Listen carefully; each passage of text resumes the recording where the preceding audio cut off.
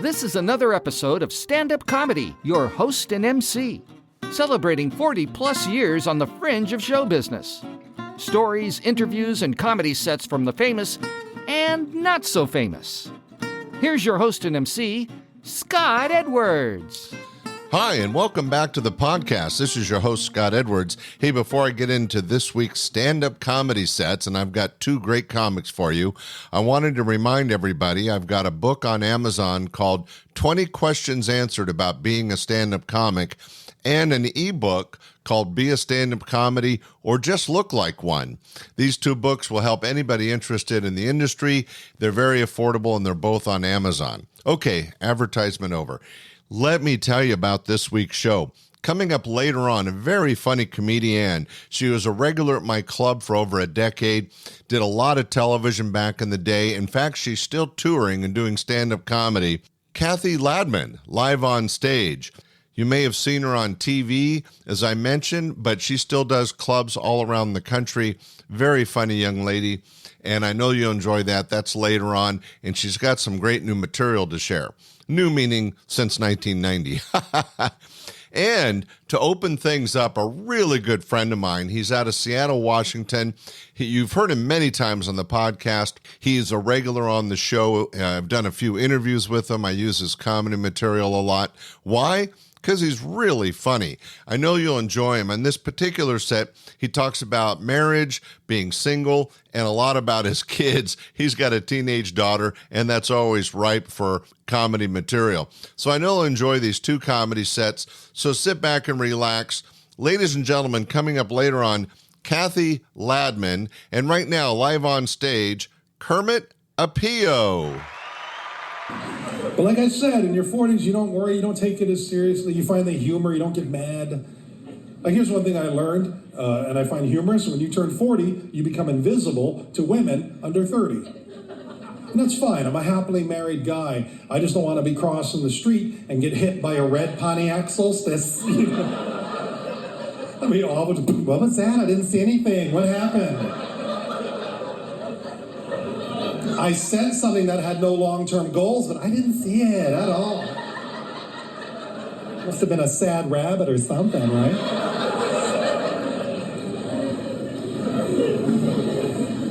I'm glad I'm married. I love being married, equally hated being single. I was not good at being single. Hard to meet women when your pickup line includes an apology and a Star Wars quote.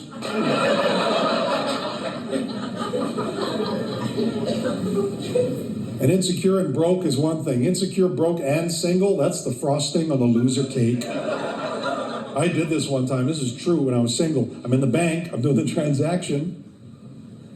I ask the teller out. And then I realized I just asked someone out who's looking at a computer view of my financial situation.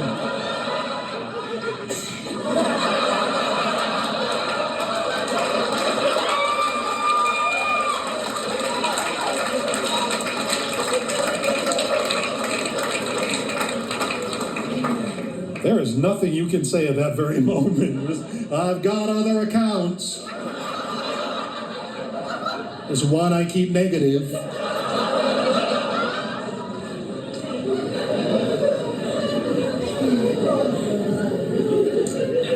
My wife is great. My wife's from Texas. I married a Texan. And I remember when I proposed to her, I told her I'm from Hawaii and I sure would love to stay in this country. So...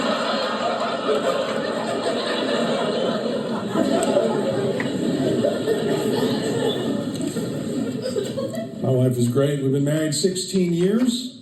Well, thank you. That's very nice. Yeah. That is very nice of you, but we've been together 23. I have to say that because she wants credit for time served.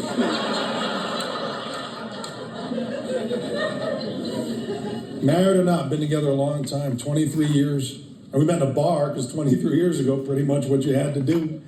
We didn't have your texting and your Match.com. You had to be rejected face to face. Then you had to walk away in your Jedi robe. That sucked.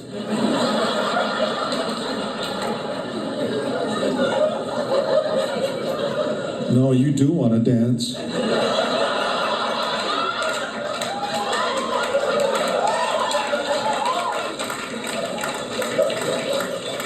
These aren't the dorks you're looking for. You're a dork.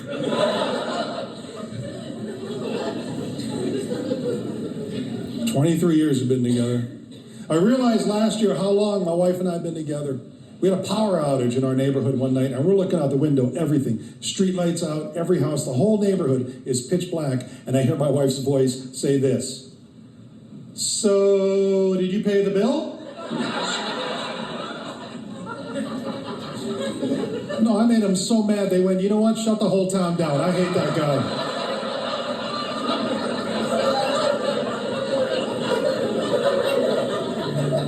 Hey, I realize she's half joking, but that still means half her brain went, you know, it could have been him.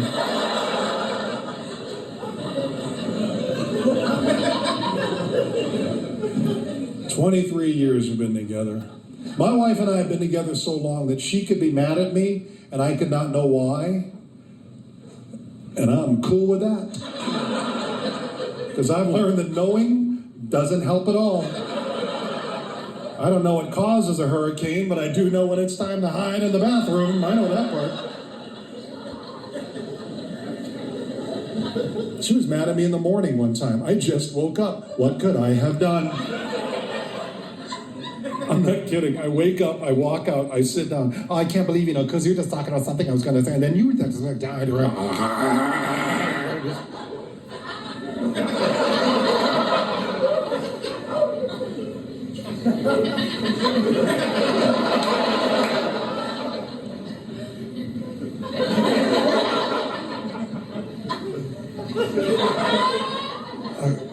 Are you mad at me? Well, yes, I am. Here comes a rookie mistake. Why? Right? I asked. Here's why she was mad at me, and I'm not making this up. My wife was mad at me. Because I cheated on her in her dream. Yep, you ever took a test where there were no correct answers? I did. There's nothing you can do. You just sit there and hope for a UFO abduction. That's all you got. I can't believe you did that. Well, I didn't do that. Oh, yes, you did. You had a penguin head and a reggae hat, but I knew it was you the whole time.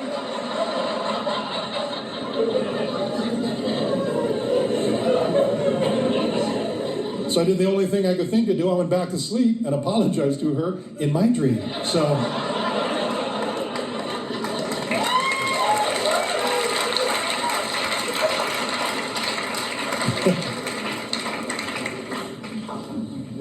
What else? I'm a dad. We have 2 children, Grover and Kermet Jr. I love them.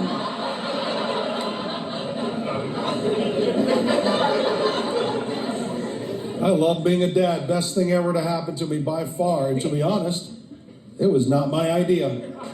It's the greatest thing in my life. My wife had to talk me into it. I had to be convinced. I was like, yeah, I can't build anything from the IKEA, but let's make a person. That's a good idea. I just spent 10 hours on a Farvleherverhugen or something. Can't tell if it's a coffee table or bunk bed, but yeah, people, sure. Oh, I have this extra bag of bolts, doesn't scare you. Let's do this. I'm your guy. She was right. You learn what you need to learn, and you learn quickly. You know what I learned very early on? Did you know this? Did you know there are 2 630s? No, I'm serious. There's an early one. And it happens every day. And it sucks. You're leaning against the window. What is the sun doing over there? Honey, the neighbors have chickens. Did you know that? It doesn't end at baby time. It keeps going. Apparently, there's a thing called breakfast, and apparently kids are supposed to have it. I am not a breakfast person. I used to eat breakfast in my 20s, but I cannot stay up that late anymore. Oh, we didn't call it breakfast. We called it...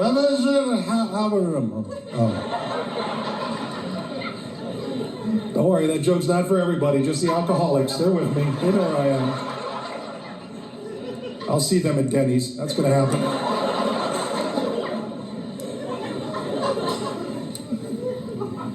Everything's exciting when you're a dad. You celebrate every moment. My daughter turned 1. That was a big day. Not just because my first child is having her first birthday, but because, wow, I've kept a human being alive for a year. There's a dog, a hamster, and a few plants that would be very surprised to hear that. I've had screensaver fish die. How does that happen? Sea monkeys call me El Diablo.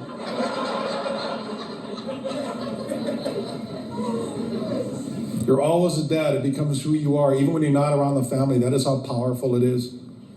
I was hanging out. A couple buddies of mine are both younger. They're both single. We're in a bar. I stood up. I promise you. I said this. Yeah, I gotta go potty.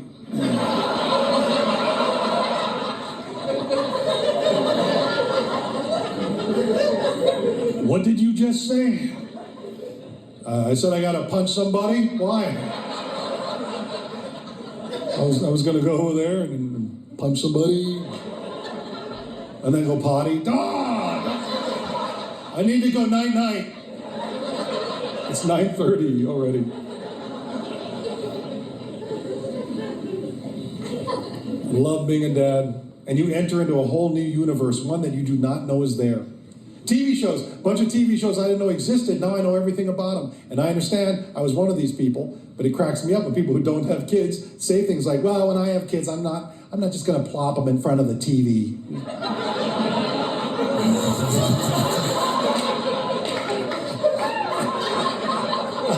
Oh, that's precious.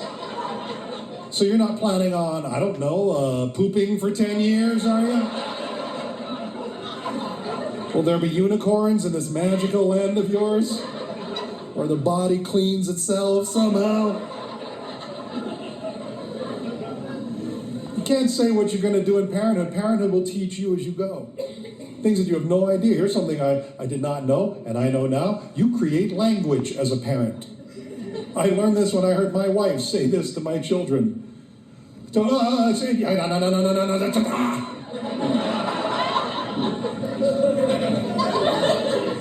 and I knew what she meant. Loosely translated, that means I need you to stop and put that down, or the cat is gonna die. That's what parenthood does to a perfectly good human being. This articulate, intelligent woman I met 23 years ago now says this. No, if you don't, because I'm just, try.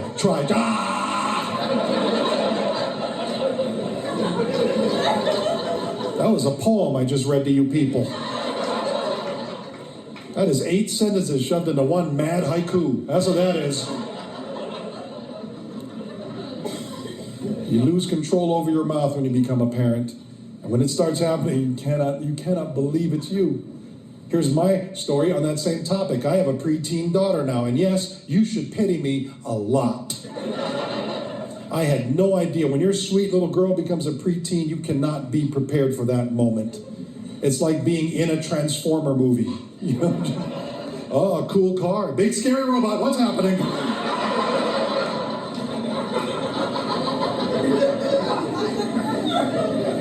My daughter sprained her forehead from rolling her eyes too hard. That happened. She actually saw the back of her neck. It was impressive. Whatever, Dad.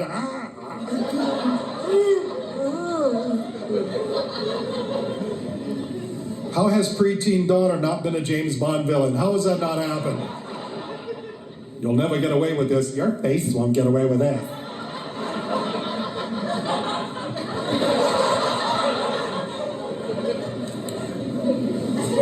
When you have a preteen daughter, you cannot fight every fight. You cannot argue every argument because they're circular and psychotic. They don't make sense, and they'll make you insane. So you can't start the argument. You can't light the fuse. You can't say things like, hey, it's kind of chilly. You might want to put on a jacket. That's a real argument I had because I asked her to put on a jacket. You know what she told me? Dad, it makes me look poofy. It's a jacket. That's not a thing. Nobody's going to see you walk by. Is that an angry bag of tapioca? I'm offended by this.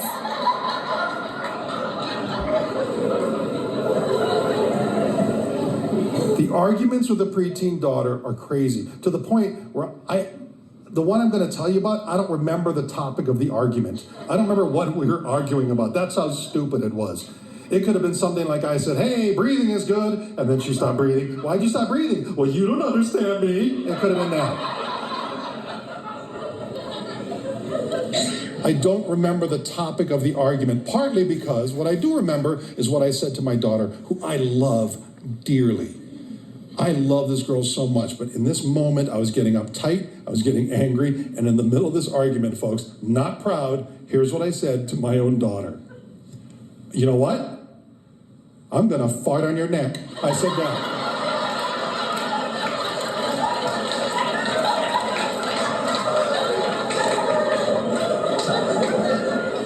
What is wrong with me? Why would you say that to any human being on the planet ever? When I heard it, I went, oh, please don't have been me. Was that me, really? What a bizarre thing to say. Plus, it doesn't exist. I said something that isn't real. I am not calling my own bluff here. It's not like, okay, put on some goggles and a turtleneck. Let's get started. It's not.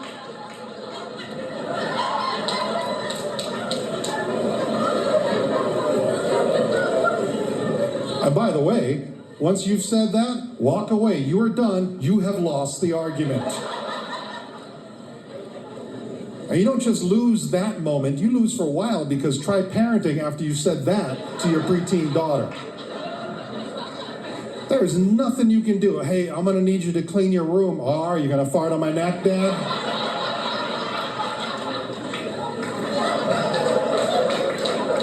Maybe start with a toe burp, see if I learn anything.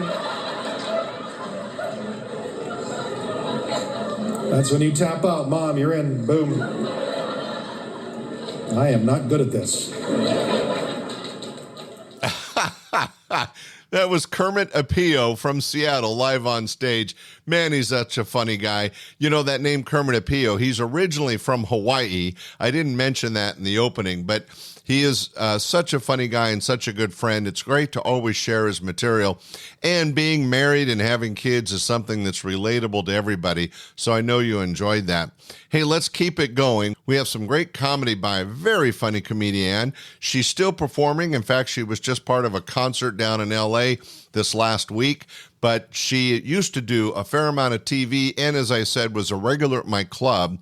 And let me add, she's been a regular on this podcast. I've shared some of her comedy, and she's been interviewed. So you can go back and find that interview and learn even more about Cathy Ladman. But we have some great stand-up comedy by her. So here's a short set by the very funny comedienne, Cathy Ladman. So back to traveling. So I used to travel a lot. I was in Canada. Have you been to Canada? Now I was in the first time I went to Canada. I was not in one of the nicer cities. I went to Winnipeg in February. I went north of Minnesota in February. That's like going south of hell in August. It doesn't get colder than that. It's like, oh, excuse me, I dropped my ear. See, but I had to go because it was a job, but no one bothered to tell me that I had to go through immigration to get into the country. So I got into trouble at the border crossing with this rude woman. She said she couldn't understand me because I had an accent. So she's asking me all these annoying questions. She says to me, what country are you a citizen of? I said, the United States. What are you doing here? I'm working. What do you do? I'm a comedian. And she thought I said, I'm a Canadian. So then she says, I thought you said you're from the United States. So I thought that she's saying that you can't be funny and be from the United States.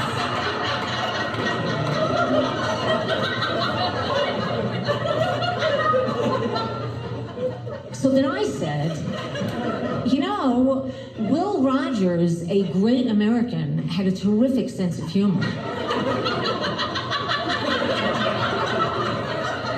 Who you're related to, but I don't like your attitude. Think you're pretty funny, don't you? What are you, some kind of comedian? I said, no, I'm from the United States.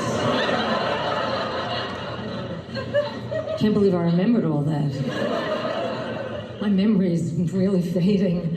You know, I can remember something from years ago, and I can't remember, what was I saying? I was thinking about this song I learned in the 3rd grade. It's called the Erie Canal. Do you know this song? I've got a mule and her name is Sal, 15 miles on the Erie Canal. She's a good old worker and a good old pal, 15 miles on the Erie Canal. Come on, everybody. She's hauled some barges in our day, filled with lumber, coal, and hay, and she knows every inch of the way from Albany to Buffalo. Now, I have known that song since the 3rd grade. It's been up here for 58 years. And that is why, when I go to the mall, I can't find my car. I'm in the parking ramp, clicking my remote, hoping I hear something. All I hear is a guy one aisle over going, I've got a mule and her name is Sal. He can't find his car either. You know, I forgot where the mic stand was. I can't believe it. Yeah. You know, my mother saved my schoolwork from when I was in elementary school. Okay, look at that. Look at that. Isn't it amazing? Look at that penmanship. Cursive, ladies and gentlemen, cursive. Doesn't even exist anymore. Okay, this is 4th grade I wrote these. This first one is called If I Were My Mother. If I were my mother, I would hit my sister a lot. If I wanted to kiss her, I'd lick her. I have no idea what that means. Maybe I would throw both of my sisters out of the house. Boy, I wish I were my mother. I'd have so much fun. And the teacher writes B-. After reading that, not Kathy, you have any problems at home? Would you like me to schedule a conference with your parents? Maybe you'd like to speak with me privately after class. No, just B-. Mrs. Abrams, horrible woman. She was a horrible woman. I remember when she used to sit behind her New York City Regulation Board of Education desk. She looked normal from the waist up, but then when she stood up, she had hips out to here. And we would have to hold on to our desks when she walked between the aisles because her hips would bang into our desks and throw us into the big windows and we would all die. True story. Look at this one, huh? Look how old that is. Looks like the Magna Carta, doesn't it? The genus of tree that made this paper doesn't exist on the planet anymore. Now this is amazing. I wrote this 58 years ago on one side of a sheet of paper. After I read this to you, there's nothing more that you need to know about me. That's how jam-packed full of information this is. This one is called The Best Day of My Life. One day when we were in Washington, D.C., we went to visit some friends. We were sitting down watching TV when I started to itch. Kind of comes out of nowhere, doesn't it, huh? I guess I had a time constraint. I had to get right to the meat of my story. I better get to the itching part right now. I went over to my mother and said, Mommy, I itch all over. She said it was nothing. She didn't even look. I remember this very clearly. She said, I'm having a cocktail with my friend, leave me alone. She said it was nothing and I went back to watch TV. A few minutes later, I went back to my mother and said, Ma, it still bothers me. They looked under my shirt. Sure enough, I had the German measles. It's not that I like being sick, but I do have 2 reasons why I liked having the German measles. 1, to get it over with. 2, you serve breakfast in bed like a queen. Well, I sure was lucky that day because you have the German measles once, and then that's the end of the German measles. And that was the best day of my life. And that's all you need to know. Thank you so much.